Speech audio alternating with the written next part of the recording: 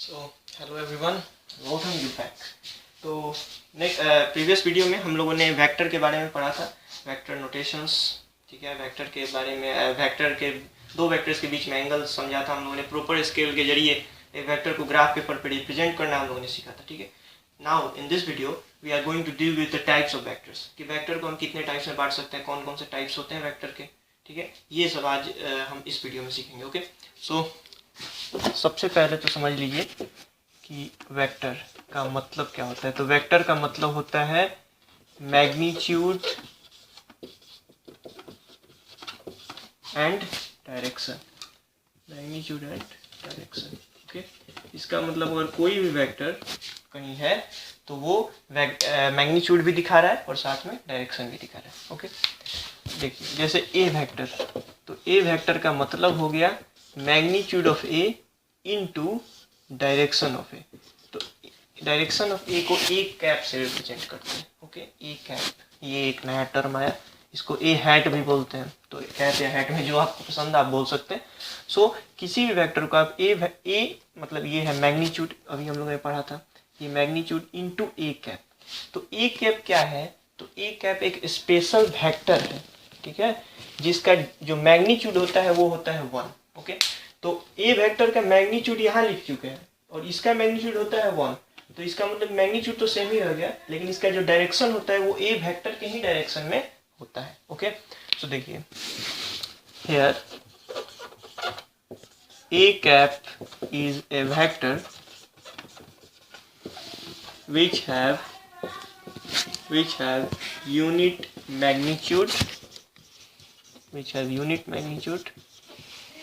and its direction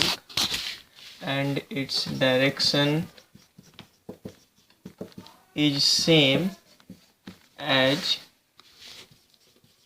that of a vector.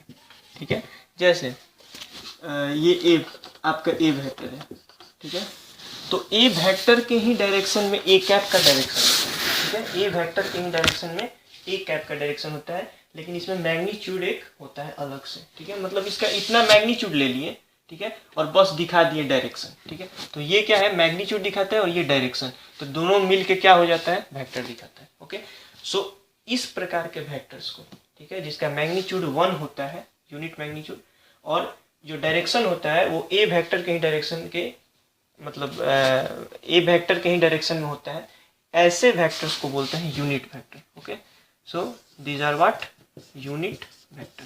तो ये एक बहुत इंपॉर्टेंट चीज़ है, ठीक है, यूनिट वेक्टर। तो याद रखिएगा, किसी भी वेक्टर को आप मैग्नीट्यूड इनटू डायरेक्शन के फॉर्म में लिख सकते हैं, और जो डायरेक्शन जो दिखाता है यूनिट मैग्नीट्यूड होता है, मतलब ये सिर्फ डायरेक्शन के लिए ही है, तो जो डायरेक्शन बताता है उसी को बोलते हैं unit vector. Okay, so next will discuss अब पढ़ेंगे equal vectors. Okay, equal vectors.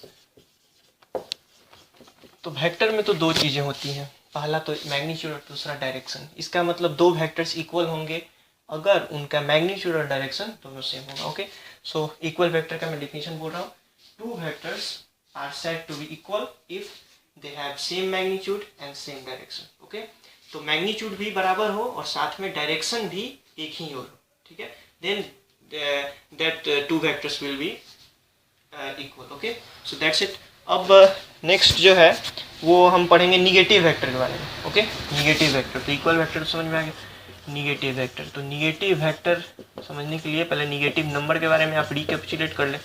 तो किसी भी नंबर का निगेटिव क्या होता था, किसी भी नंबर का निगेटिव वो नंबर होता था जिसे जोड़ने पे पहले वाले नंबर के साथ आंसर आ जाता था 0।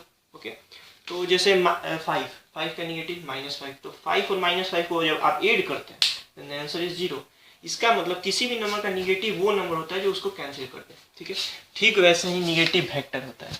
ठीक है, तो निगेटिव वेक्टर, तो अगर ए वेक्टर इस डायरेक्शन में है, ठीक है, और दूसरा बी वेक्टर इस डायरेक्शन में है, मैग्नीट्यूड सेम है, ठीक है, और डायरेक्शन बस ऑपोजिट है, ठीक है, एक दिखा रहा है उधर ईस्ट के साइड और एक इधर वेस्ट के साइड, ठीक है, तो इन दोनों को क्या बोलेंगे, निगेटिव वेक्टर। ओके, तो याद रखिएगा, किसी भी वेक्टर का निगेटिव मतलब ये होता है कि उसका डायरेक्शन ठीक अपोजिट हो जाए लेकिन मैग्नीट्यूड सेम हो। ओके, तो याद रखिएगा ए वेक्टर का जो निगेटिव होता है minus of a vector is equal to a into, नहीं ऐसे नहीं, किसी दूसरे तरीके से, बस मैं डेफिनेशन बोल रहा हूँ. Two vector, a vector is known as a negative of another vector, okay, if its direction is just opposite to the given vector but it has same magnitude. Okay, got that? So याद रखिएगा, negative vector ठीक उल्टा होता है, direction बस उल्टा होता है, मैग्नीट्यूड सेम होता है. ओके, नाउ को इनिशियल वेक्टर्स. ओके, को initial vectors. So two vectors are known as co-initial if they have the same initial point. ठीक है, मतलब उनके इनिशियल पॉइंट सेम हो, मतलब दोनों एक ही जगह से ओरिजिनेट करें. जैसे यहाँ देखिए ए वेक्टर और बी वेक्टर, दोनों का जो ओरिजिन पॉइंट है सेम है, दोनों एक ही जगह से ओरिजिनेट कर रहे हैं, तो ऐसे वेक्टर्स को बोलते हैं को इनिशियल वेक्टर्स. तो को इनिशियल वेक्टर्स के बारे में तो आप पहले से पढ़ चुके हैं. अभी आपने पढ़ा था कि दो वेक्टर के बीच में जब आपको एंगल डिटरमिन करना हो तो आप पहले को इनिशियल वेक्टर बनाते हैं और यही इनके बीच का एंगल कहलाता है. ओके, सो याद रखिए, को इनिशियल का मतलब एक ही जगह से शुरू हो. ओके, दो vectors, then they are known as co initial. Okay, now orthogonal. Next है ऑर्थोगोनल. तो इसका नाम तो पहले सुने होंगे आप लोग. तो ऑर्थोगोनल वेक्टर का मतलब होता है two vectors are known as orthogonal vectors if they are perpendicular on each other. दो वेक्टर, ए वेक्टर है और बी वेक्टर है, तो इन दोनों को एक दूसरे का ऑर्थोगोनल वेक्टर बोलेंगे अगर उनके बीच का जो एंगल हो वो कितना हो, 90 डिग्री. मतलब वो को इनिशियल हो जाए और को इनिशियल करके उसके बाद उनके बीच का एंगल चेक कीजिए, 90 डिग्री होगा, तो वो दोनों क्या कहलाएंगे, orthogonal. Okay, so these were the types of vectors. Okay, now we will see in next video about anything else.